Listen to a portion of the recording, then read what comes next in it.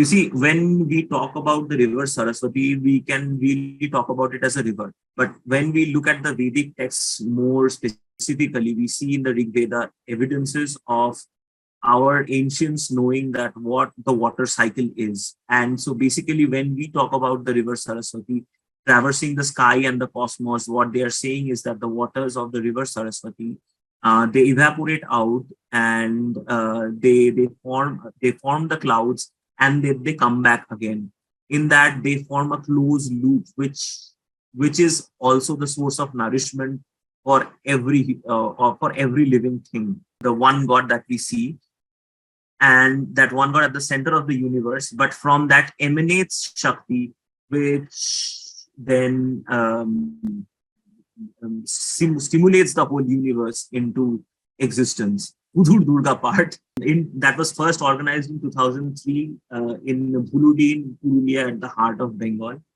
And then there was this Arya Bhatta Khan, who is a columnist for Anandabajar Putrika, did a feature in 2010.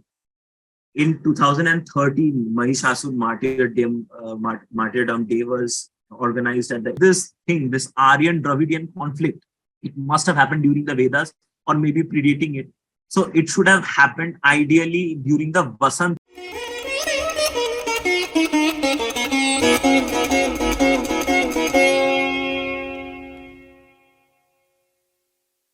It is a very serious topic if not dealt with properly. I'll start, and before I start, I'd like to give a warning because I'd be showing some pictures of the Rwanda massacre that happened in '94. If you can see, there were casualties were estimated somewhere between 5 lakhs to 8 lakhs, and a lot of women were faced sexual violence during that time, and books were written on it, on the role of colonialism and Christianity in particular, on why that happened. The main reason that happened is because there was a thin line that was there, was exaggerated to paint Hutus and Tutsis as different populations, with the Tutsi population being a kind of an invader, outsider who came there and started exploiting the Hutus. And this happened in two stages. First stage, the Hutus were the Tutsi tribe. They were more modern, so they were employed. They found more employability in the colonial enterprises, and it was at this time that the Tutsi was racially stereotyped as better than the Hutus, and the Hutus were considered effeminate. The Hutus were considered lazy, things that you describe, associate backwardness with in the colonial construction of things. And then Rwanda got its independence, and the Rwanda state leaders felt that the Catholic Church was too much intervening in its state affairs. Tone of the this erstwhile colonial enterprise, now more of an intellectual enterprise, it changed drastically. It said that no, the Tutsi is a cunning race who did who through their cunning and shrewdness made inroads into the Hutu territory and subjugated the Hutus. And as we all know that the results were not at all good. So Peter Rigby, he had written a book, Racism and the End of Anthropology. And so Peter Rigby had written a book, African Images, Racism and the End of Anthropology. And there he quotes another work which was supposed to be a beacon of sociology. This was Jacques Maquet's The Premise of Inequality in Rwanda. And where Rigby accuses the scholar, what he himself called physical or racial stereotypes, by photographing tall Batutsi against the sky and the short Bahuti, bracket, agricultural Negroes, against the ground. He goes on to argue that the colonialist exaggeration of the physical difference between Hutu and Tutsi into racial categories was a purely political expedient to divide and rule, where different tribes could easily be invented and set against each other. This is the same thing that we see playing out here now between so-called fair-skinned Aryans. Earlier, it was Aryans versus Dravidians. and now it is Aryan versus tribals. And it has some good visual cues why this is. You see, the main contention is with the Asur tribe, and Asura as a tribe are concentrated in the same region where there is Maoist disturbance. And not only that, they form a part of the the Jalpaiguri district in North Bengal, which is in the Chicken's Neck corridor. That is a very sensitive geopolitical stretch for India. Simultaneously, if we look at the conflict profiteering model that we saw as an example in Rwanda, that is being operationalized in India, it was developed by Aravindan Nilakandan and Rajiv Malhotra in their book Breaking India, where the colonial enterprise itself, it masquerades as an intellectual enterprise, and then it uses the same language of social ills and addressing those social ills. In its process, it differentiates people, it breaks down communities, it creates strong walls, and then conflict resolution, actually, if there is any, it becomes more and more difficult, and as they move towards conflict. And what happens when these things happen, when these things play out?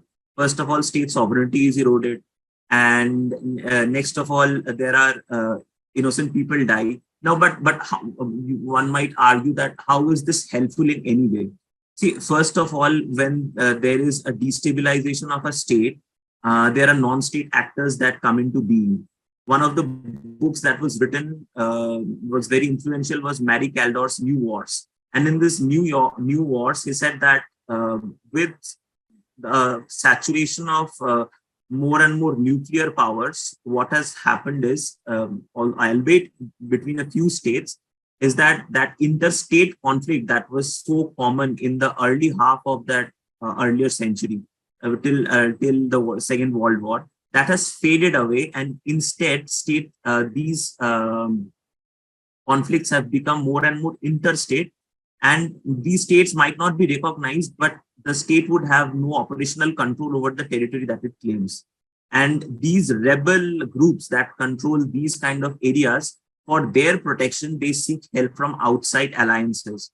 During the Cold War, there were rebel groups in Africa who sought either the help of USA or the help of USSR. And that same thing is now playing out. So when that thing plays out, people would need a lot of support. And that support includes guns, money power, and that time they get more and more beholden to these international groups that has created the conflict in the first place. And so resource extractions from these people become easy, because once you are in that conflict mode, you would be ready to bargain at a very lower price, barter your resources for these things which are absolutely necessary for your as a political entity. A well-known political scientist, René Lemarchand, had also studied the ethnic conflict and genocide in Rwanda. He also gave his comment of the metamorphosis of Hamitic hypothesis. So Hamitic hypothesis is basically that certain tribes descended from Ham, and that they should be condemned to slavery, which is a very Christian invention, and it was used to justify slavery in the United States as well. Certain genealogical, playing with this genealogy is also visible in the Mahishasura case that we'll see in our talk. But before moving on to there, let's actually discuss the role of Christianity and conflict. When we in India, generally, there is this dark period that we generally talk about a lot, actually, where the coming of the Islam as a political force in India, starting with the conquest of Sindh, and then Muhammad Ghori and the series of Islamic conquests that there is. Similarly, in Europe, so Christianity first encountered the Roman Empire, and the Roman Empire actually helped Christianity grow. So it grew from just another cult in the Levant to went to the heart of the empire in Rome.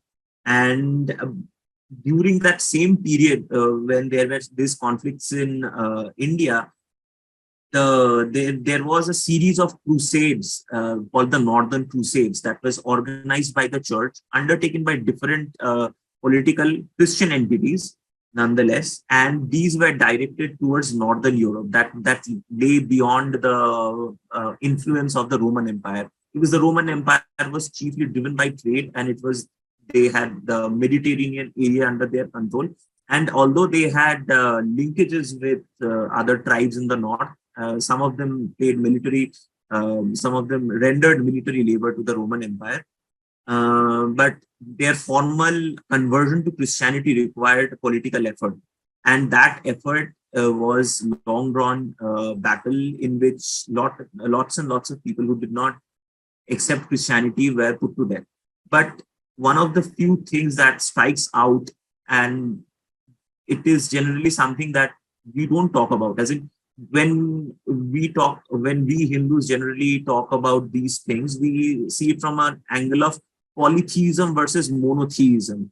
But Christianity has a ulterior motive of rejecting polytheism, because Christianity at its heart, although it claims to be a very monotheistic religion, there are two supernatural entities. So one being obviously God, the other being Satan itself. And Satan, what happens when you idolate?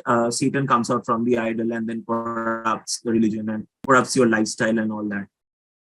In that cross, which is a very which was awarded to in the British Empire, you can see the angel stepping on a black man. That black man is supposed to be under satanic influences, or perhaps Satan himself. The point being that when this mentality spread through colonization and through the European superpowers, they quickly graded they quickly began grading humans, and that although we now identify that as race, more and more markers for that race is actually this closeness to Satan and closeness to God. So now humanity was a spectrum where the more civilized Christians, because they were more closer to God, and people who were not into Christian practices, depending on the circumstances, they were either classified as animals, not so much humans basically, and sometimes they were also shown as children in this way that they need to be civilized. So that's where that civilizing mission comes from. And at the heart of the civilization mission is the belief in the supernatural, in the more precisely in the supernatural, that there exists a Satan who is corrupting religion. And with it came the concept of uh, something called the Whore of Babylon. And these are two quotes that I found that were very relevant. But the Whore of Babylon was in respect to Babylon political overtures, where as a flourishing city of trade, of culture, and of political might, it became a center of attraction that more and more people got enamored by it. And when this story of a young girl being used as a prostitute to lure in Mahishasura comes in, this automatically comes to mind, because ultimately, from the workshop that there is of the Christian intellectual enterprise, they are obviously going to regurgitate old things, make them into new, and then bring them out.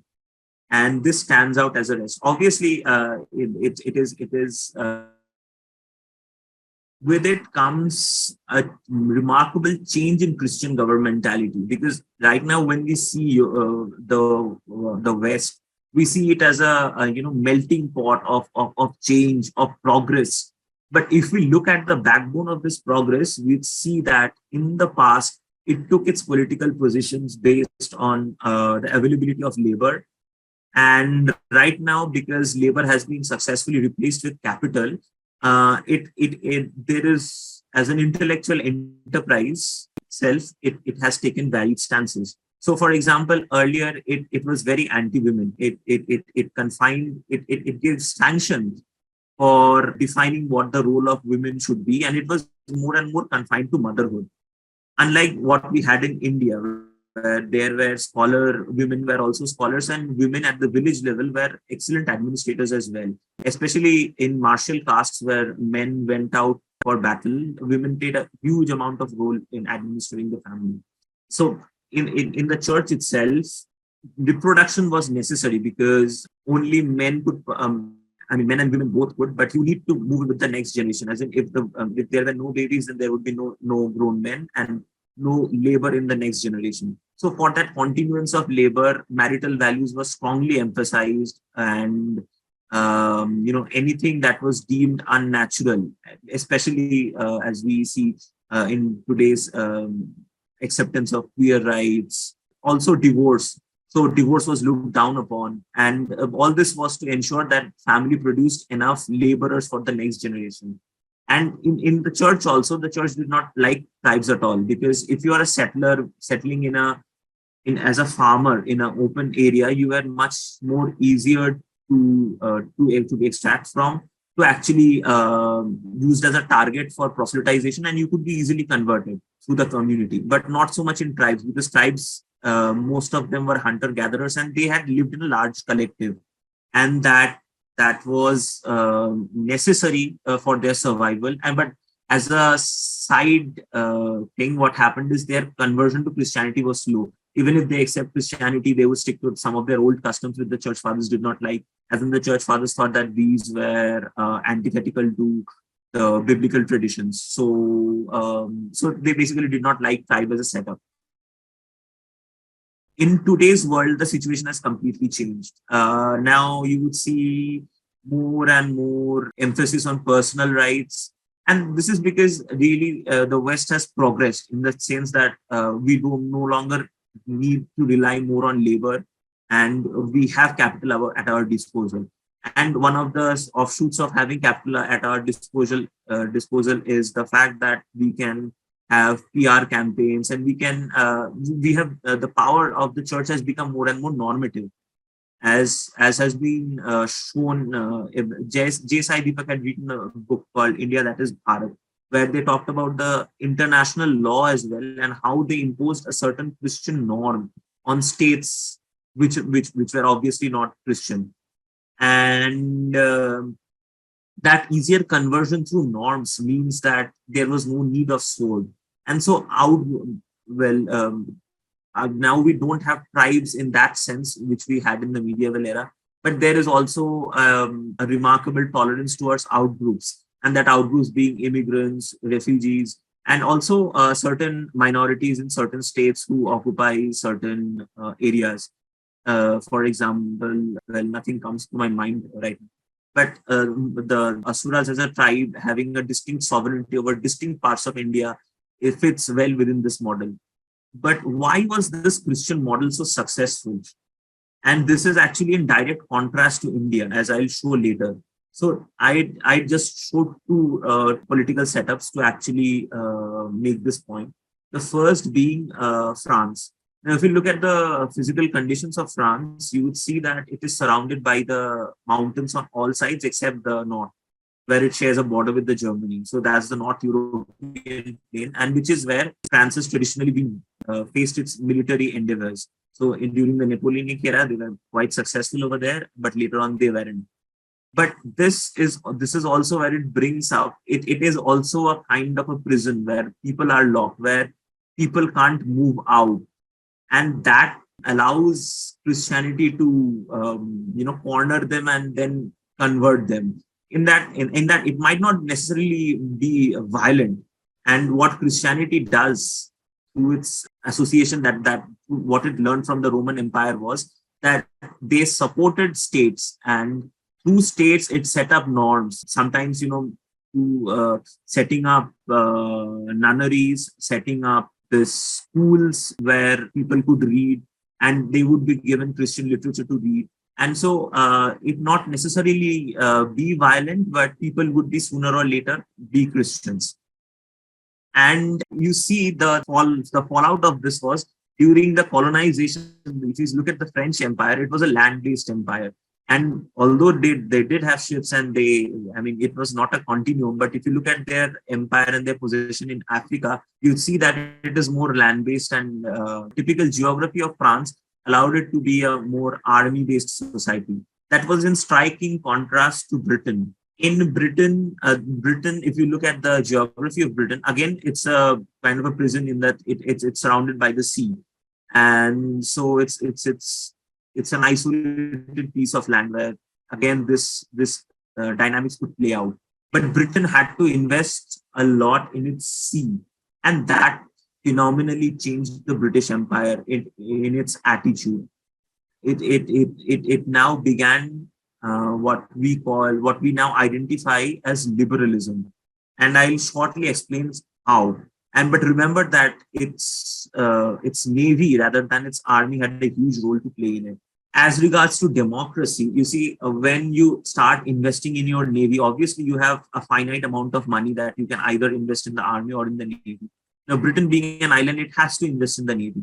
But when you start investing in the navy can't be called at a short notice, and that naval officers, they cannot be deployed as policemen, which is not the case with army. Traditionally, army and police had very little difference among themselves, and army could be used effectively for policing as well, especially in that era where we are talking about, where colonialism has not even fully begun.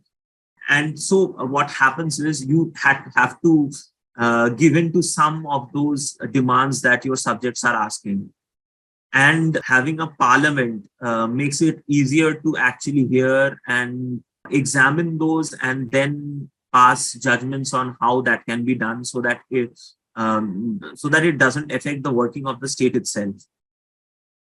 Then again, when you start behaving as a naval power and you are doing trading worldwide, you really cannot start exploiting people from the land, because first of all, they would themselves, because there is such a good naval connection, they can fly away there, and they can take their capital with them. For example, one of the key theories of colonialism is that the British, they took raw materials from the colonies, they processed that in Britain, and then they brought it back as finished goods to the colonies. Now, if you start taxing them at a higher rate, what will happen is they are going to move lock, stock, and barrel from England to the colonies themselves. And once they come with the capital that there is nothing that Britain can do, but Britain's political power will be on the wing.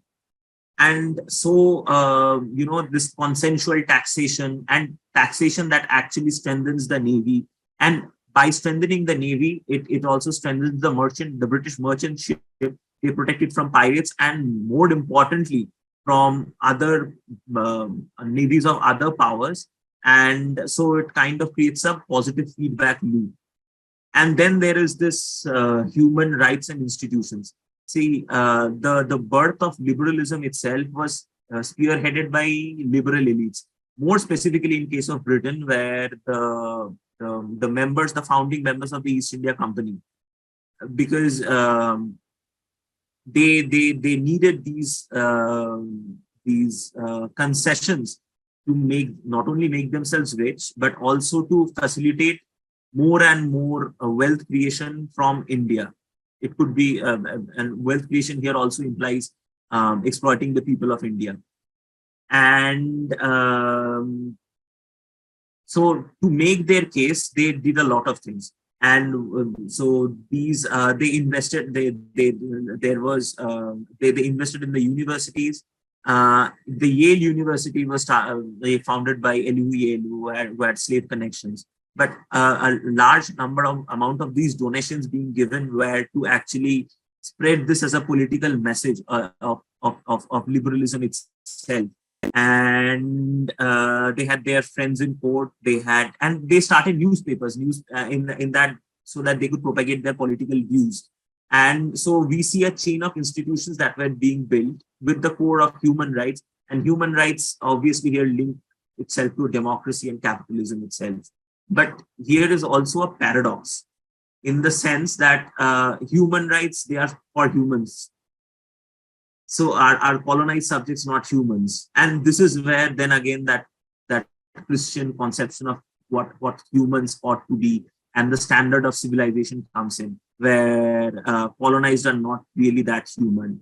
And this is also a line that is emphasized by the colonial philosopher Frantz Fanon. As in, Fanon was an anti-colonial thinker, and he says that we aren't really humans.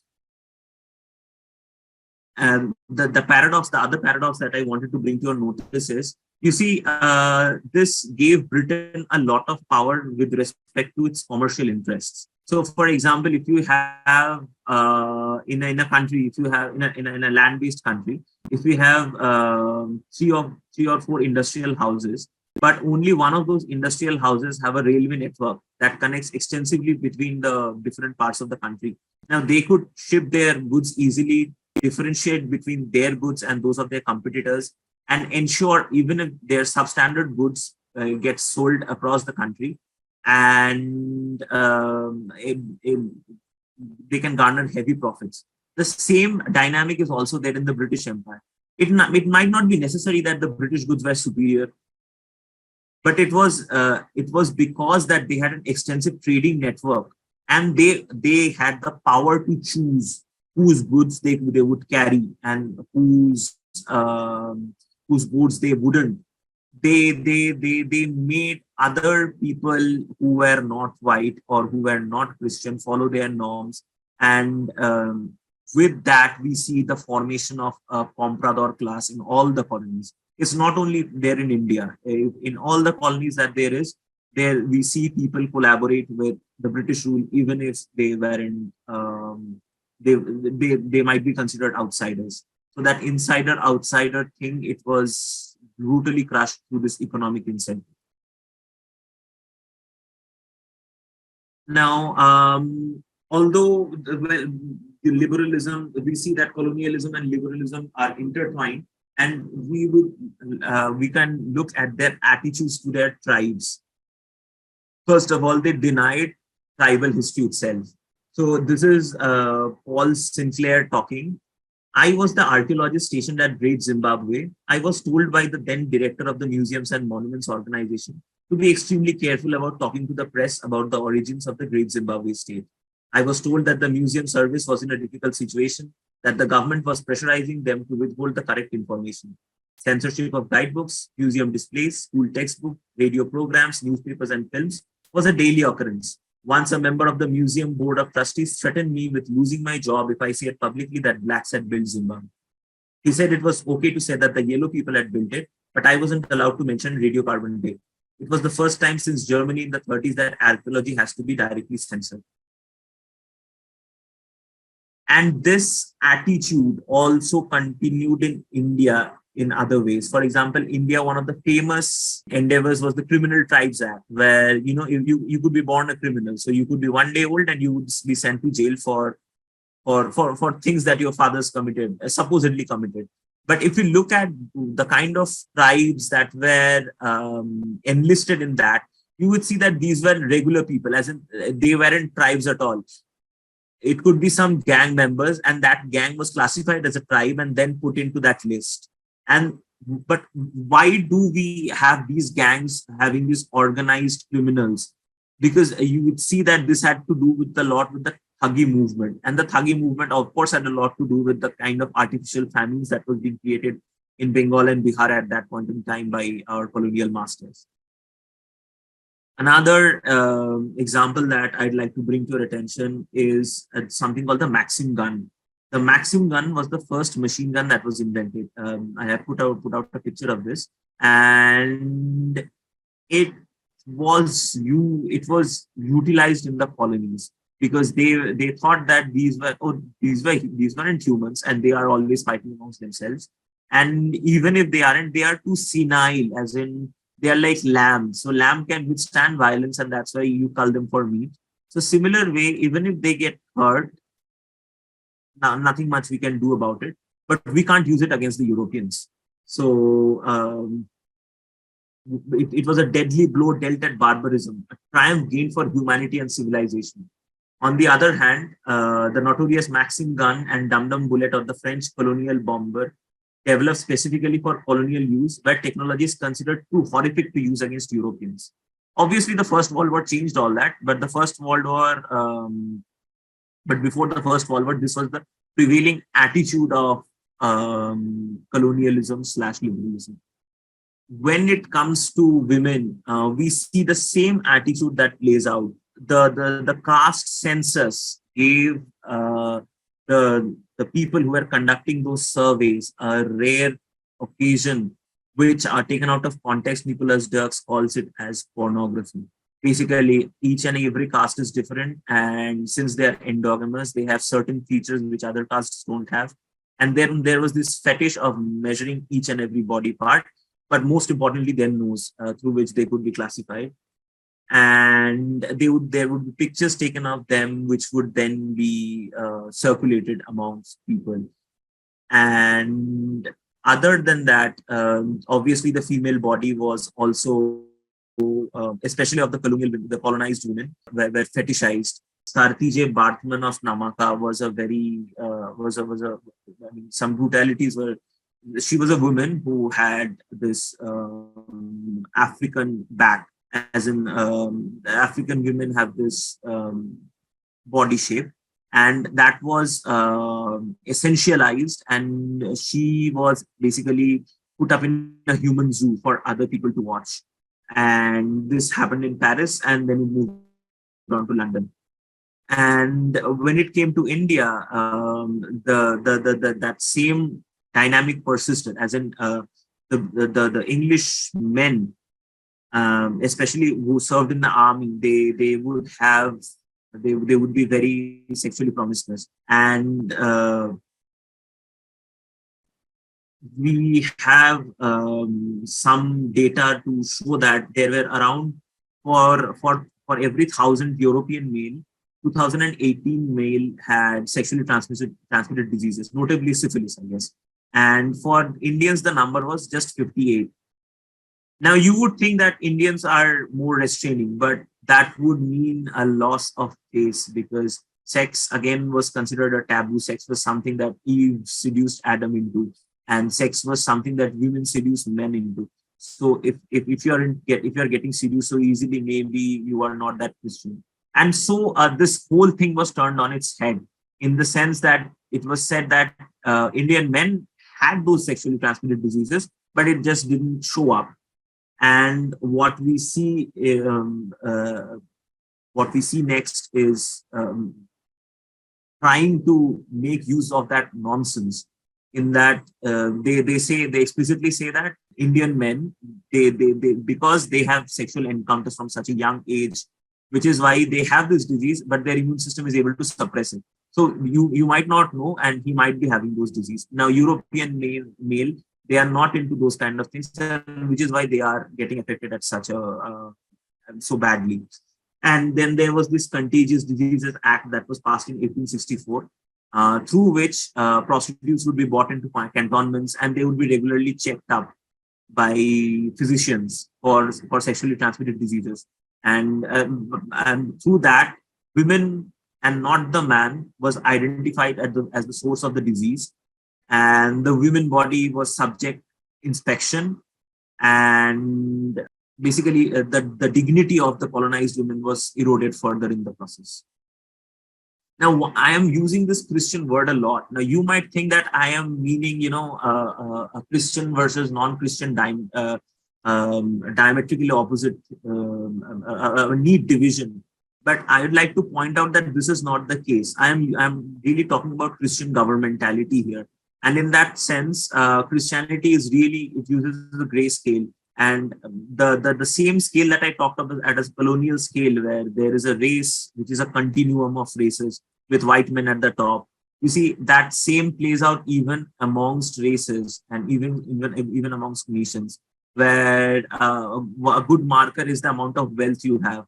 We all talk about the Protestant ethic, and the Protestant ethic says that if you are wealthy, that's a sign that God loves you and God likes what you are doing. So the opposite effect, it's said otherwise, is that if you are poor, it's your fault. God doesn't love you, and you are not religious enough. And the fallout of that is, people are not interested in the welfare of their of people who are beneath them.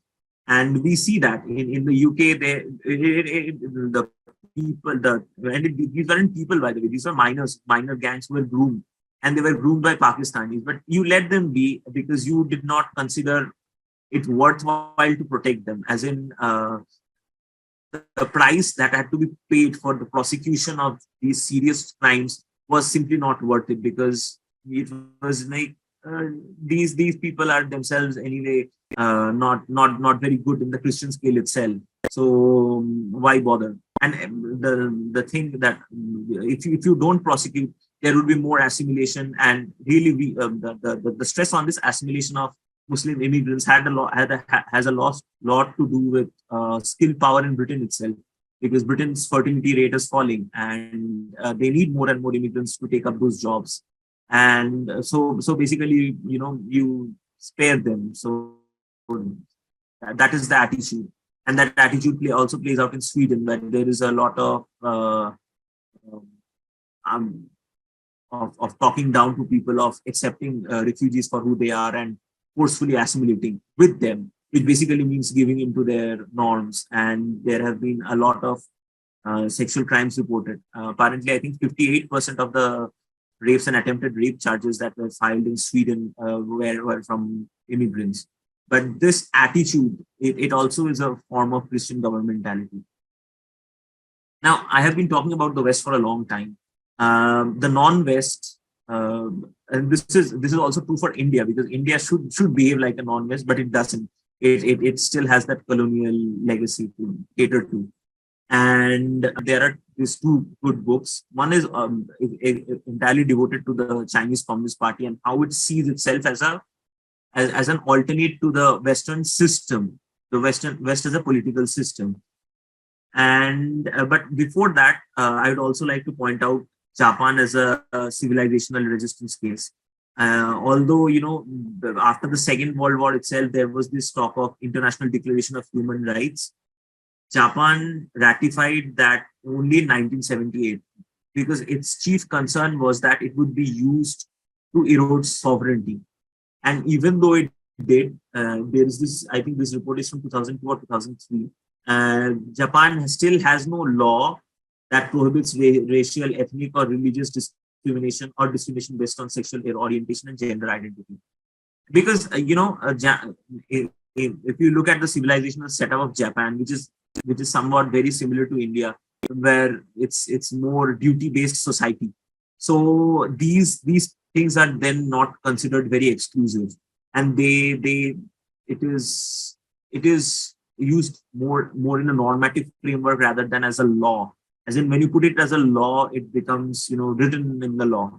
And when you have it as a norm, there can be exceptional circumstances which can be. It does not necessarily mean that you won't comply to that norms, because that is originally the idea that is thrown around. But the thing is, norms are more and more acceptable, and people can arrive at a consensual decision regarding them, so that it benefits both parties, and it does not have to always be a law per se. One of the key other ideas that I want to bring to your notice is Mao's categorization of dealing with dissent. So in dealing with debate and dissent, the CCP identifies three categories. One is contentious these are the contentious issues. And the three are academic issues, misunderstanding, and political issues. Academic issues are those for which the party has outlined a clear position. It therefore allows more open discussion, exchange on these topics. And Mao called them conflicts among the people.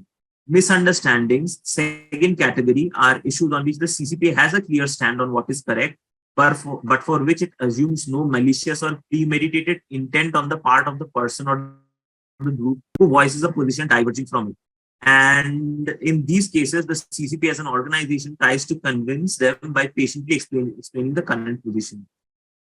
And the third, political issues, consists so CCP identifies those as political issues which are put up by hostile forces at home and abroad, and that specifically try to undermine China's stance, in that falsehoods are repeated ad nauseum, even when they have been debunked. Now, this is where I want to come in, because the Aryan Dravidian conflict has been debunked a numerous amount of times. Now, it would not have been possible for China, I mean, to do this with China, because China would label that in the third category as a political issue, as in that speech gets repeated for political use and not for solving a particular problem. And then they would similarly deal with that. And China has obviously now set up a gamut of systems through which it can do it. As in, first of all, Chinese citizens are protected from these nonsense through their firewall. But other than that, these kind of events, or these kind of, if you say these ad nauseum things, and some of them are indeed ad nauseum, like China is not a democracy. Now, if you study China, you would see that yes, it is not a democracy in the Western sense, but then it has maneuvers, it has internal levers through which it can actually opinion can filter to the top, and there are mechanisms within the party to check it. But once it comes out as a political issue, that issue gets curbed. Now, coming to India, especially Durga, because I need to say something about Durga as well. Otherwise, this wouldn't make sense. Now, that was the really from where they were coming from, and this is where we are coming from. And the Durgas, they are mentioned as a Devi. And I wouldn't say she, because it's really she cannot be mentioned as one god, as in they are a goddess. And even in our scriptures, we see Durga differentiating into many goddesses to fight many demons. And we get scriptural evidence from them in all the Hindu texts, starting with the Vedas, in the Puranas, in the Tantras, and in the folk literature.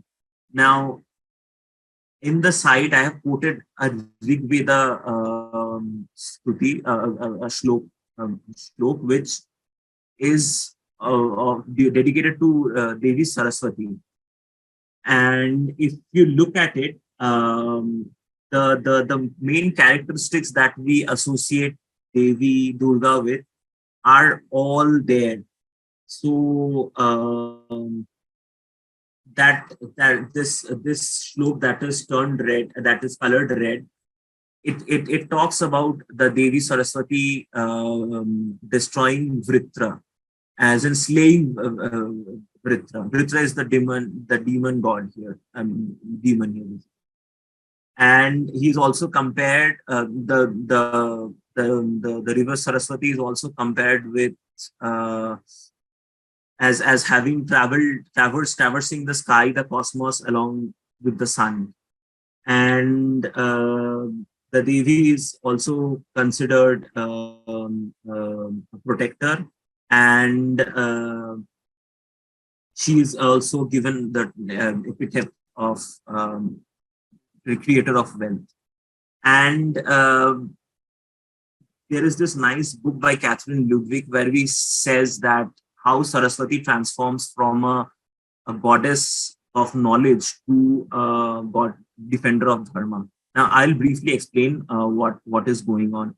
You see, when we talk about the river Saraswati, we can really talk about it as a river. But when we look at the Vedic texts more specifically, we see in the Rig Veda evidences of our ancients knowing that what the water cycle is. And so basically, when we talk about the river Saraswati traversing the sky and the cosmos, what they are saying is that the waters of the river Saraswati, they evaporate out, and they form the clouds, and they come back again.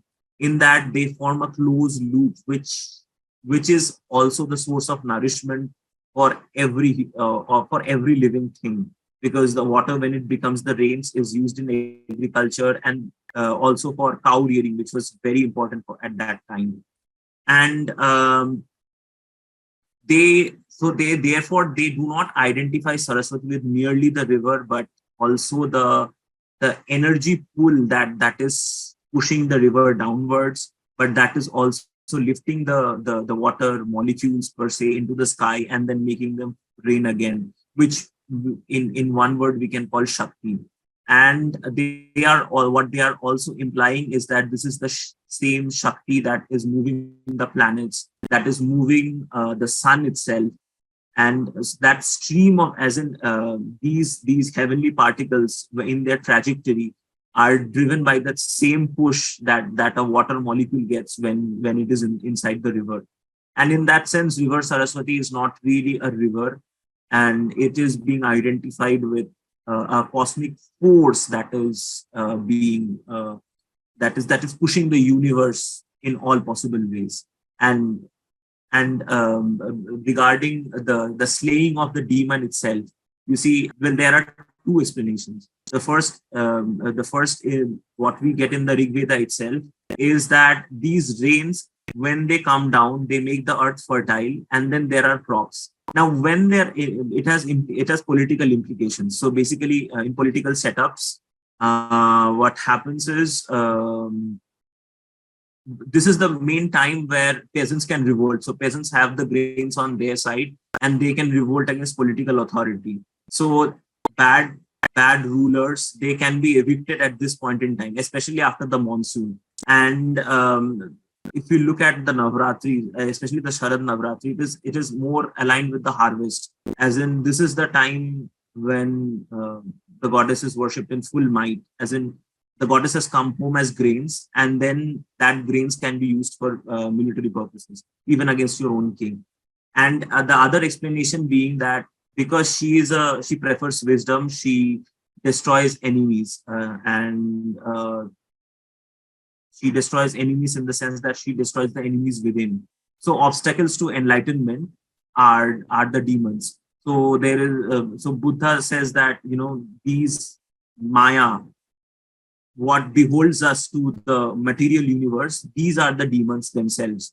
And so Saraswati, being the knowledge, the goddess of supreme knowledge, in order to fill you with what is the Vedanta, what is the realm of Vedanta, as in making you identify with God itself, it has to let go of your ego, and your ego can be only let go when your material desires are abolished. And so this, it's symbolic of that only. I'll quickly explain another thing with which we can't really proceed. It's the Sankhya universe. The Sankhya universe, if you see, it's the core of of the Hindu philosophy. It's the first of the Hindu philosophy, and it's also the core of the Hindu material out view. And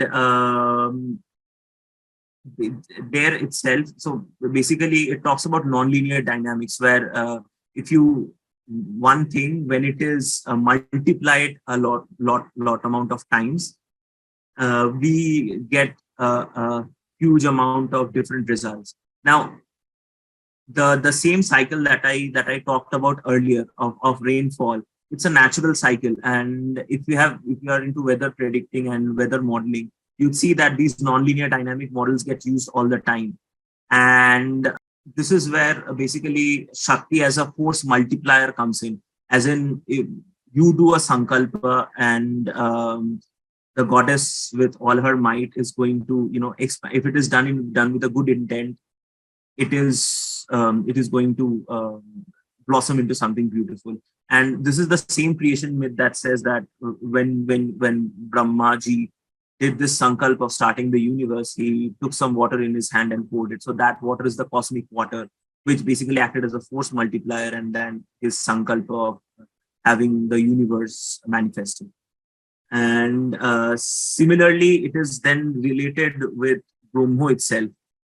And Brahmo, in the sense that the one God that we see, and that one God at the center of the universe, but from that emanates Shakti, which then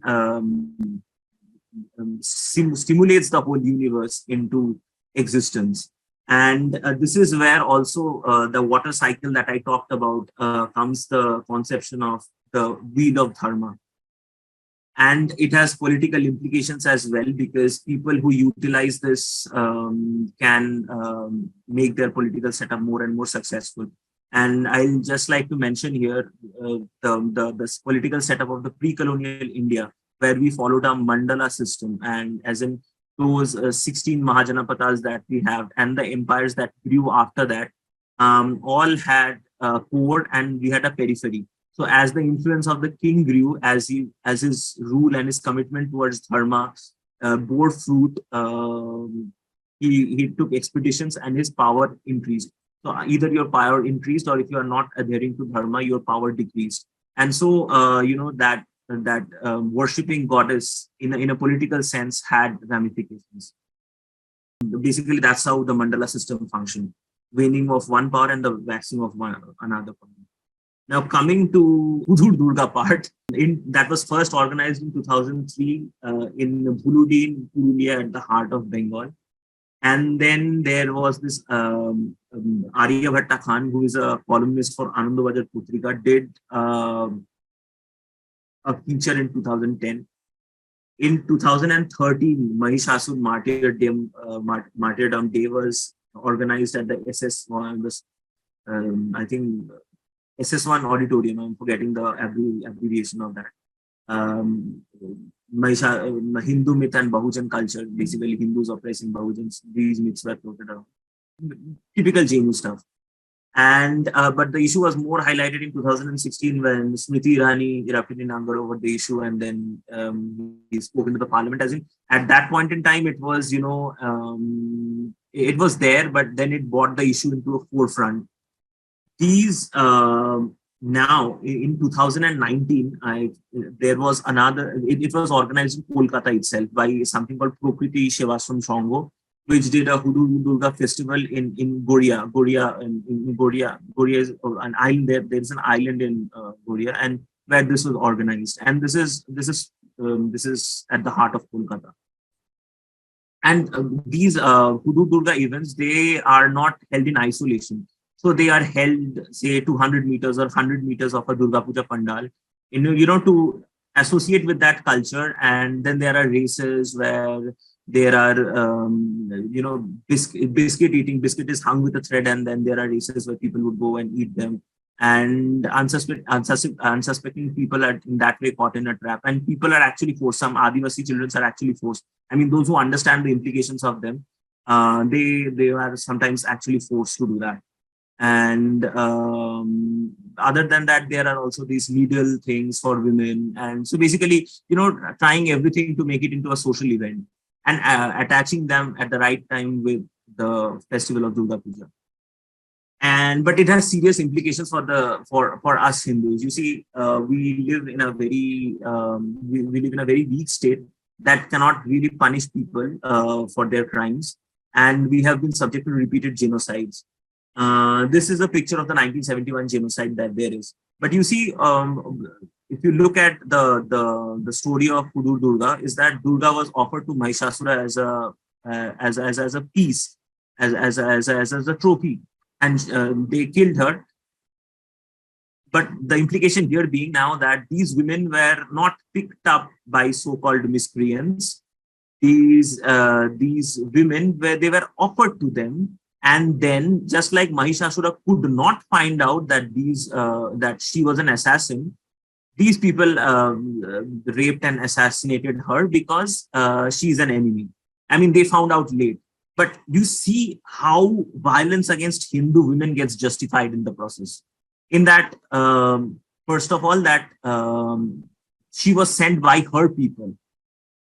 Obviously, it has such a masculinistic tone. The agency of women goes there right away, and that is also the thing with with what they are trying to imply in the Durga case. But the thing is, like you send Durga to lure and to destroy your enemy, and you might also be sending them to your enemies to destroy them right now, and that is such a brutal way of neglecting our pain, especially the continuous genocides that we have faced ever since the British rule, by the way. I mean, if you think about it, it just boggles your mind. So Girija Tipu wouldn't just be a rape victim. He was a willing accomplice who went to the terrorists in Jammu and Kashmir. And when the terrorists found out that that she was about to assassinate her, they killed her. This is what they are implying, by the way.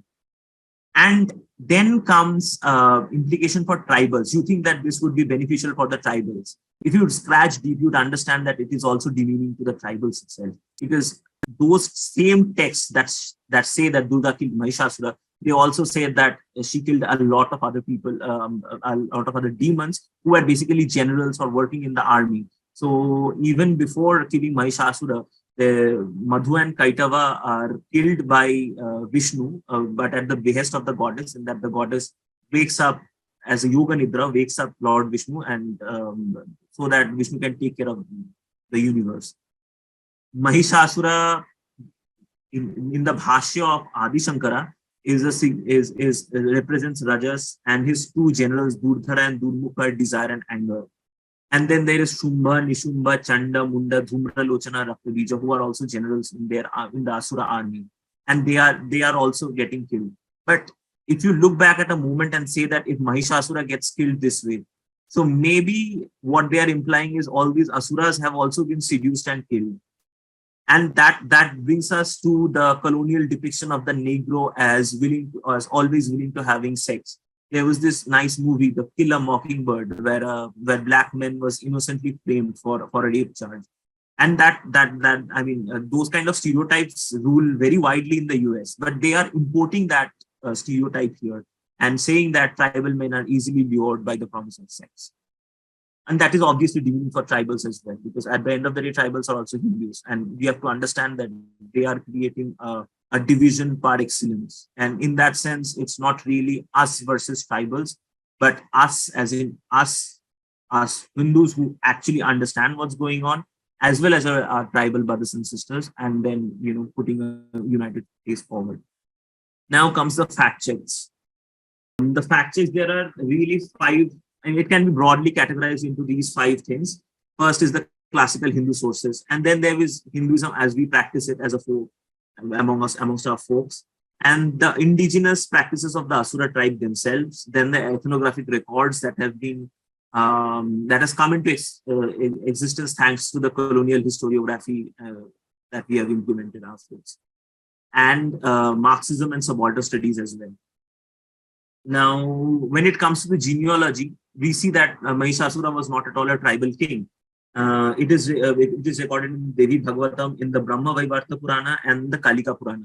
And all of them say the same thing, that Marichi was the son of Brahma, mind-born son of Brahma, and Kashyapa is the son of Marichi. Rambha is the son of Kashyapa Muni, whose son, Kashyapa's grandson, is Mahisha. So Mahisha has a genealogy maintained, and Mahisha is also a worshipper of Shiva. Now, Shiva, again, they might say that, is not a non-Aryan god, but we would see that Shiva is a major Hindu god now. And Shiva is also mentioned as a god in the Vedas as well. And we see that same properties gets added up, leading up to a gradual build-up towards the Shiva Purana. I mean, that is the same in case of Devi as well. Like I explained how the Devi Saraswati in the Rig Veda transforms into the Devi Durga and into the white Shakti that there is. Similar metaphysics can be used to determine how Shiva is, the same Shiva that is mentioned in the Vedas actually transform himself into the supreme god Shiva. And then is the classical Hinduism dichotomy. Are asuras bad? Because when we look at Christianity have very strong distinctions of what is good and what is bad. And the two axes are obviously God and Asura. God and demon. But the same dichotomy exists between devas and asuras? I would say no. And the reason why is first is the Devi herself. The Devi in Atharva Veda is called the Supreme Asuri herself. And the Supreme Asuri is because you see she is the perturbation in the universe. So she is never at rest. And she is obviously Shakti being always moving. Sometimes she is herself categorized as Rajas. And if you would understand, when we look at Prakriti, you can see it as the non-moving land, but some things in nature are always moving. The example being time, as in nobody can stop time. And in that sense, Prakriti is itself always ever evolving. And that ever evolvingness is also considered an Asura. And I'll quickly explain this Vedic even in the Vedas, the devtas are called asuras precisely because they are being seen as natural phenomena and as the bringer as bringers of that natural phenomena. And when we talk about Brahmo, as in now when we generally worship a god, we generally don't worship it as a deity, as a standalone deity, but as Brahmo itself. Now we do that. We also worship that asuric nature, and I'll explain how. You see this brass throne. This is generally the throne in which deities are seated, and on top of that is a demon called Kirti Mukha. And Kirti Mukha is also an asura who was a Shiva Bhakta and who got that boon. But Kirti Mukha has the same properties that Prakriti generally has, and that being of evolving and then actually eating itself up. As in, when the universe evolves, that old universe is gradually eaten up by something new. And Kirti Mukha is also, I mean, the command that Shiva had given him was that he was hungry and he asked the Lord for direction. And he said that, eat yourself. Now, Shiva meant it in a metaphysical sense that, control your hunger. But he, being the Asura that he started eating himself up. And for this bhakti, he was given the boon that he will always be at the head of the devta, of any devta. And but this also explains the fine balance between Asura and Deva as a gunas. As in the Deva guna, the Brahmo that we call eternal, that we call Sanatan, is at the center, and it can only be realized when you understand that everything else that we consider as Prakriti is fleeting and it will be destroyed. And so it is a part of Maya. And it is Brahma precisely because it cannot be destroyed. And as in Brahma cannot be destroyed. The Brahma is creating, sustaining, and then dissolving this universe. That same Asuri principle of Kirti Mukha, that story that I said of Kirti Mukha is also true of the great goddess. As Shinna Masta, the wild form of Prakriti, she is shown to be drinking her own blood, and in that sense, that same cycle of creating, sustaining, and then dissolving herself, it's again emphasized. So that Asura Guna is not really bad, but it is a step for building the Daiva Guna.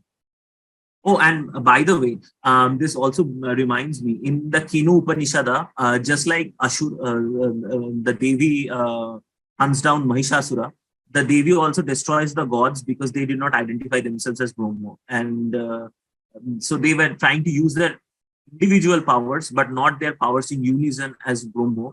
And, the goddess, for teaching them a lesson, he had destroyed Vayu and Agni, and then Indra gave the right answer. So, and after that, he obviously resurrected them. But that same story is there. So so when Devas themselves behave like Asuras, the Devi herself comes down, and that is what we were talking about in earlier, where we said that she's the enemy of the obstacles of enlightenment, and which is also a recurring theme in the Buddhist tantras, especially, where she is goddess Morichi.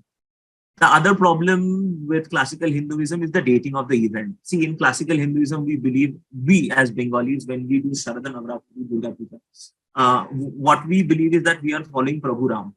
Now, Prabhu Ram did not live in the Vedic age. This was much later in Treta Yuga. And if this Aryan Dravidian conflict, it must have happened during the Vedas or maybe predating it. So it should have happened ideally during the Vasant Navratri thing, which is the natural time when Durga Puja is usually taking place. All that has been taken from times galore. And this Sharad Navratri was started only by Prabhu Ram. So how can this event? I mean, if it's a remembrance thing, then how can you remember it now and not then? Where it must have been celebrated had this even been true.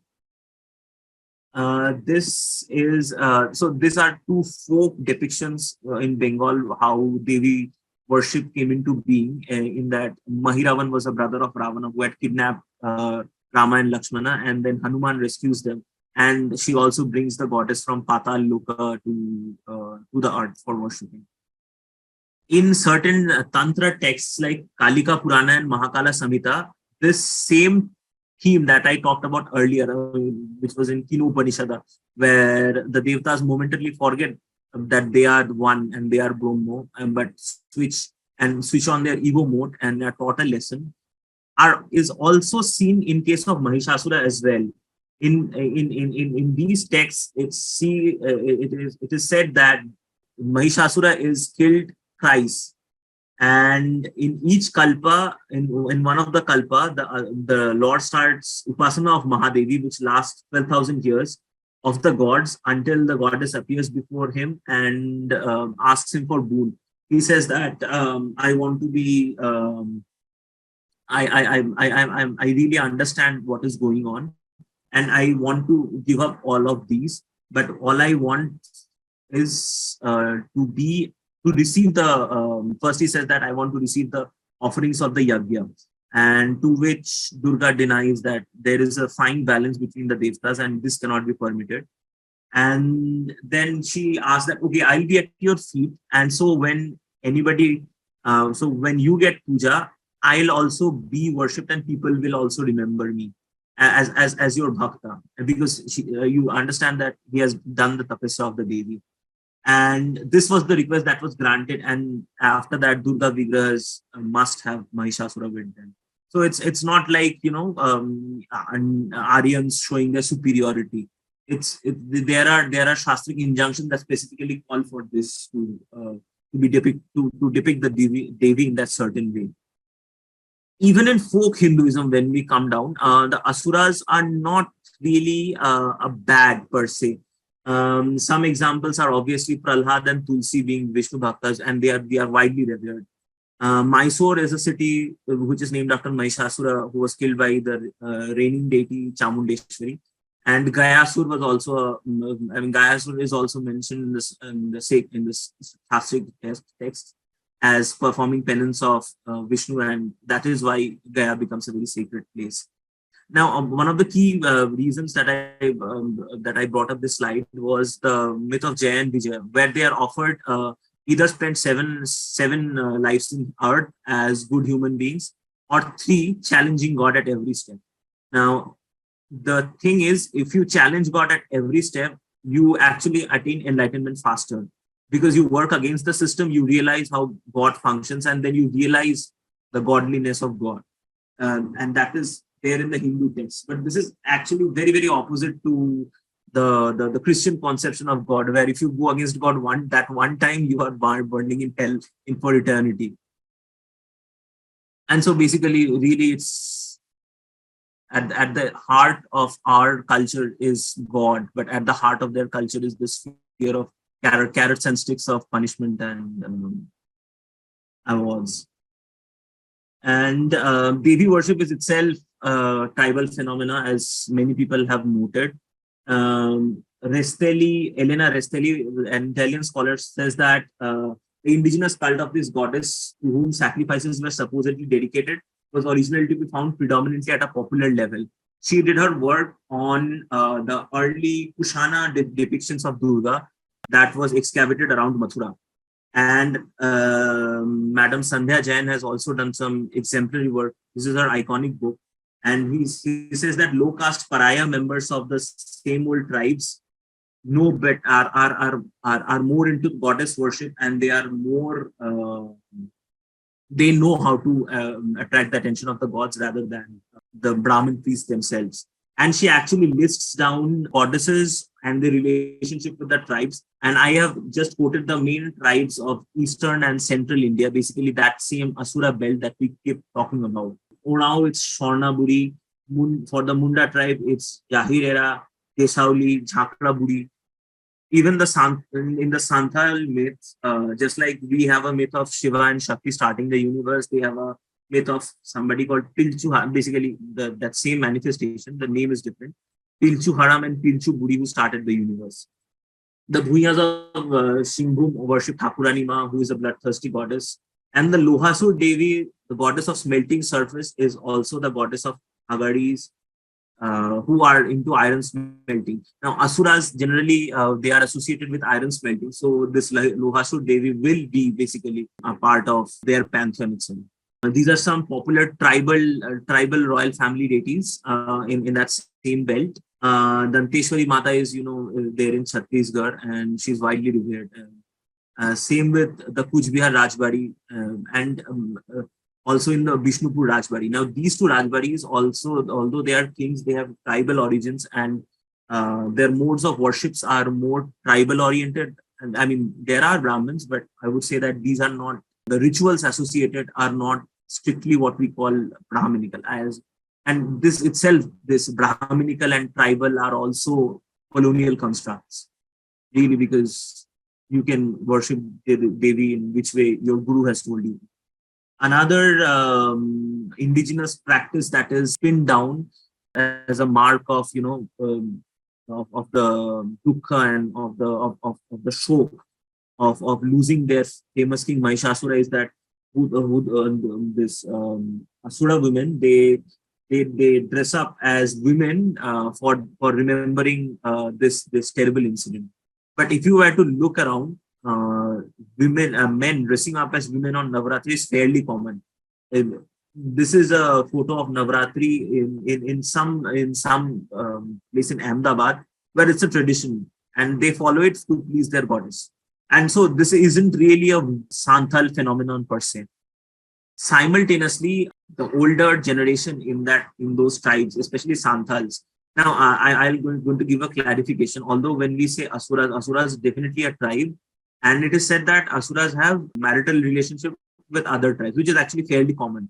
And it is generally now the thing that is being projected is that Mahishasura was not really that Asura king, as in Asura, he was the king of Asuras, but that Asura community that he ruled over was also included the Santhal community. So basically, Mahishasura is now being promoted from an Asura king to a Asura Santhal king.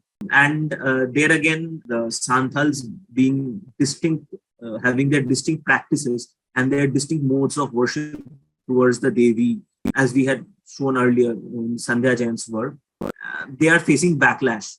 And in this particular instance, he faced backlash from the Bengali households in that village, in that they accused that tribals who have drinking habits and who are consuming beef. I mean, that is the charge that they leveled. They should not be doing Devi worship. And the other thing of Devi being an outsider to the community was brought up by this younger generation. And so these tribal elders themselves face this unique situation in that village. And this is now becoming more and more common occurrence with the more upkeep and more acceptance of this Hudur Durga festival. And Hudur in Santhali means thunder or lightning. So there might have been a king Hudur Kisku, but there is absolutely no proof that he was this Mahishasura and that he rode and there was Aryans and that he did all of these. And I mean, there could be a lot many tribal kings who could rule according to Dharma. And I don't see how that is our problem. But here, folklore is being twisted to meet political ends. Another thing that was pointed out was by a field expert, Mridul Kanti Ghosh, who said that Dashai festival is basically the fertility festival, and many of the things that are associated, like high ray, which can be interpreted and which is being interpreted by these interventionists as a shock, but that is also longing for water, and longing for water is very, very important because the rough terrain that they inherit, water is very important for agriculture. And they considered themselves Kutkatidars in the sense that tillers of the soil, as in they through their hard work made the soil, tilled the soil and made it fertile for crops to grow and for their culture to flourish. And and that same parable that I gave for River Saraswati, where she is the water cycle herself as Shakti, she is the bringer of rains. That same thing is invoked here, where the Devi is asked to send those waters their way so that they can have a more bountiful harvest. And this is also actually, other than this Mahishasura Jayanti, other festivals are also being tampered with. There's a tribal festival called Sohrai, which is widely celebrated by the Asura community. And cow worship is the basic pillar of that festival. And many Santhal children are now, who are accustomed to worshiping Hindu deities and are participating in the Saraswati, they participate in the Saraswati Puja at school. They are being told not to do so, and this is also, changing their behaviors and making them antagonistic towards towards other Hindus, basically other sections of the Hindu society. And then there is no ethnic proof. So in 1921, Sharat Chandra, they wrote Mundas, their country, and there is no mention of Guru Durga. In 1924, this other person who was a colonial ethnographer, he also did not find that. Then John Baptist Hoffman could not, and this was in 1926. In 1926 again, Ananta Prasad Banerjee Shastri wrote a book where he put forward the thesis that Asuras were original worshippers of Varuna, from whom they claimed lineage as well. Now, this actually could make sense because even as a lineage, I descend from, even as a Brahmin, I descend from Bhrigu, who is said to descend from Varuna. And if you remember, Shukracharya is also the teacher of the demons, the teacher of the Asuras. And Shukracharya being born in my lineage, it kind of makes sense. But then, like the Asuras, I am also into a lot of Devi worship. So, in 1961, Narmadeshwar Prasad wrote a book called Tribal People of Bihar. That also does not mention Guru Durga. And in 1964, Bulletins of the Bihar Tribal Research Institute came out. It also does not mention it. Historian H.D. Sankalia wrote in the Statesman newspapers that it was a unique article where Lanka was identified not with Sri Lanka but with the Chota Nagpur plateau, and in that it gave a kind of a alternate thesis to the cult of Devi worship as is predominant here. Similarly, in 1972, Satya Prakash Gupta had come up with his work Ethnobiological Profile of Asur of the Netarhat plateau of Bihar. It gives a strong etymological connection of Asura, how they got their name Asura, of being strong. R.R. Gates, so in between there were also some theses that came out which said that the Asuras were a subjugated race who were defeated not by Aryans but by fellow other tribes like the Mundas. And this was there in certain circles. But this does not have anything to do with even if we are to mention that they were a defeated tribe, that does not mean that that simply does not explain how is it important to the task to the thesis that they are promoting, that is being promoted. And in 2013 and 2019, we see these instances coming in of interventions. So in a 2013 paper by a tribal, Asur Myth of Orao, he sees how Brahmanization of tribal families, tribal ruling families, had an effect on the tribes who were their subjects. And he says that this is the time when Brahmanism started and Brahmanical practices started importing in the tribal belt.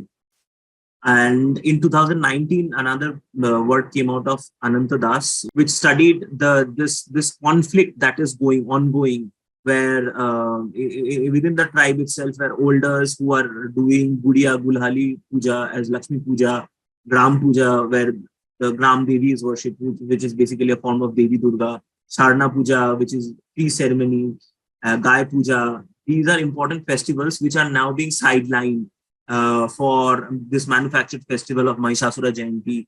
And as I had already said, that they are also tampering with the Sohrai festival. And all of this is leading to intertribal conflict itself. And it's also an age conflict where young men are more towards the interventionist side and older generation do not find any currency. Now because, we generally try to associate them with left, but is there anything in leftist philosophy wise which we can use and say that, it might make sense? You see, Karl Marx said that India is a primitive communal society. And when he said primitive communal, he meant that it was a model of primitive communism. Primitive communism in that although there is no material prosperity, there is a lot and lot of equality. And believe me, this was also the reason that Europe had revolutions, destroying their monarchy in the first place. Because when they came out of Europe, they this inter Christian classification of hierarchy of people was gone. They saw that people outside in Europe, they did not care much for political authority, and that they were free to follow their pursuits, and that they were equal, far more equal to their rulers than they were back home, and which actually drove changes in their mindset and ultimately led to a lot of revolutions and they overthrowing their European monarchs. And so Karl Marx thought of this, and he said that because people are not exploited in the colonies, are the colonies weak? Now, this is the paradox of Marxism, because Marxism says that in order to get rich, and with rich, you can have resources at your disposal so that you can use your political strength, so that you can hire more soldiers, have more advanced weapons, and then you can march into people who are not that advanced and take over their sovereignty and their land and their and establish your mode of production over there. Now, precisely because India was colonized, we know that India was very, very equal. It's a paradox, but we know that. And so if India was equal, how can there have been inequality between Aryans and Dravidians, even if I have to explain that they were Aryans and Dravidians? So in Marxism, especially in standard Marxism, you would absolutely find no evidence.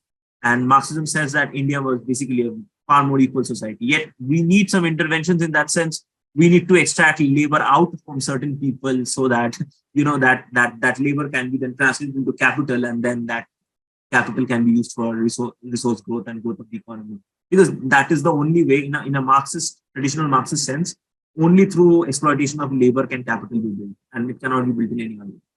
Even people from outside who did field work studying tribals, they said that tribals are a made-up category by Britishers, as in tribals are feeling intermingling with castes of the which what we call traditional mainstream Hindu society, and frequently tribes can become castes, and castes they might choose to become tribes, as in living in a secluded area, going inside the forest. And if you look up a book by Kishori Saran Lal, who said that many Hindu landowning families who were rulers, they decided that they would keep their religion and that they would not convert to Islam during the Islamic era, and which is why they moved inward inside the forests. They occupied isolated places. They kept on worshipping their gods, the gods they took with them, and with time they became tribes. That was his thesis, and he wrote an excellent book on it. I'm going to just read out, because there's a paucity of time. I'm going to just read out some of the excerpts. As such, this category is operated as a device to catalog conquered populations, to reformulate control policies, and to facilitate the incorporation of these populations into the colonial systems. He concludes, I'll argue that there are no tribes in Jharkhand until the European perception of Indian reality constructed them and colonial authorities gave them their administrative sanction. And this is also a view we see for castes in a recent work by Professor S.N. Balagangadhara, who wrote the book, The Western Foundations of the Caste System. He says that caste confers to to the Western reality, and they made sense out of it in India. And when we talk about this Aryan tribal, Arya Mahishasura conflict, we are moved into something called, no, this is subaltern studies. And subaltern studies is something like, Dawaya Kuchla Hua Logo Ka voice. Now, Gayatri Spivak, who is technically the founder mother of this field of study, says that I define the subaltern as the person removed from all lines of social mobility. That is, the subaltern is barred from access to all public resources that would allow for upward movement out of dire poverty and into political invisibility. My whole point in Can the Subaltern Speak is that you can't simply make the subaltern visible or lend her a voice. The depictions of asuras and tribals in Hindu society, you see, I'll first talk about this medieval text called Chondi Mongol Kabu, we say in Bengali, which talks about the hero is a tribal. He is Kalketu. and his wife Fulloda. And it is there they start the worshipping of Chundi Devi, and it's how their lives get transformed. And it is set up in a backdrop where Islam has already come. So there is an above at hell, and it describes classical agricultural settlement, as in Kalketu starts farming, and he amasses wealth from that. So he's the hero. So this tribal thing is simply not there. And when we come to the asuras mentioned in the classical texts, you see there in the Devi Mahatyam, chapter 4, shloka 18, it is said that the world attains happiness by the killing of these asuras, meaning, and though these asuras have committed sins to keep them long in hell, let them reach heaven by meeting death eventually at the battle with the Devi, thinking thus, it is that you, O Devi, certainly destroy our enemies. Now that same thing, that same dynamics of Jaya and Vijaya that we talked about earlier, that thing is also there. They revolt against the Devi, and as the Devi kills them, they attain the Brahma Gyan, that they are themselves that divine, which they fail to see. But then what explains this, insistence that no, there is Asura, and so there is a Arya, and then there is Asura, and there have been a conflict. You see, there is this something in Marxism called power knowledge nexus. And our knowledge production centers, the Indian universities, are highly connected with the power structure, the colonial state. And the colonial state has done zilch for tribals, and not only for Hindus. I mean, if you look at us as a society, we have lifted ourselves up despite the state and not because of it. That massive failure tries to get hidden with the help of these kind of ad hoc hypotheses that Brahmins, they are exploiting people, and Brahminical exploitation, and not the state-led exploitation that is actually there, is responsible for the mess that our society is in today. They reinforce each other, because you would understand that as more and more conflict, God forbid not, but as more and more society moves into a conflict mode, you would need more policing, and you would need more and more resources, and the government will get more and more chances to tax you even more. And so an unholy, a negative, a positive feedback loop develops, but that is very negative for us. And this also, I am also, for alternate explanations, Devi is worshipped also in Thailand and also in Japan. Japan as Juntei Kanom. And this is a statue of Devi Durga from Indonesia. In all of these places, there have been no colonialism, and there have been the tribal and mainstream relations, if you can call it thus, are not at all sour. There is no chance that you can sell this conflict theory over there. I mean, if there is conflict here, then those conflicts might have played over there as well. But we don't see that at all. And the tribals and the ethnic groups of Japan are very highly integrated into their society, which is again a function of their state, as in they were never colonized, and they did not have the colonial baggage of, it's actually an advantage. I mean, in India, if it's a public policy failure, you can somehow pin the blame on Hindu religion or Brahmins, and you can get away with it. But you can't do that in Japan and Thailand, because these have been independent monarchies, and there, if you fail, it's your failure. And because they have that ownership, is public policy so successful, and you would see that their integration of their society. I mean, I wouldn't say that, especially in case of Thailand is still a developing country, but they don't have the problems that we face in India right now. So in conclusion, we talked about how the Christian governmentality works that makes colonization possible, and how Satan and demons and how idolatry taken out, just the next in that step, is a defining feature of how public discourse and governmentality and the sovereignty of the colonies are contested. Then we use this same theory as a scapegoat to hide from the public policy failures of the colonial project. But the main problem is that post-independence, the post-colonial state have done nothing to decolonize. And this logic is used by the same class that has gotten rich because they now have powers over the state. Because after 1947, you really can't blame the British. It was Hindu elites versus Hindu commoners. Hindu elites thought it best to demean the gods as well as the common Hindu practitioners, so that their sins can get washed away. And this settler Adivasi dichotomy is manufactured. But Adivasis, especially some political people who are MLAs and all that, they support this movement in that if you are a Hindu, you don't get to run your own temples, you don't get to run your own schools. And there is this increased support among the tribals to dissociate from the Hindu community and get some rights.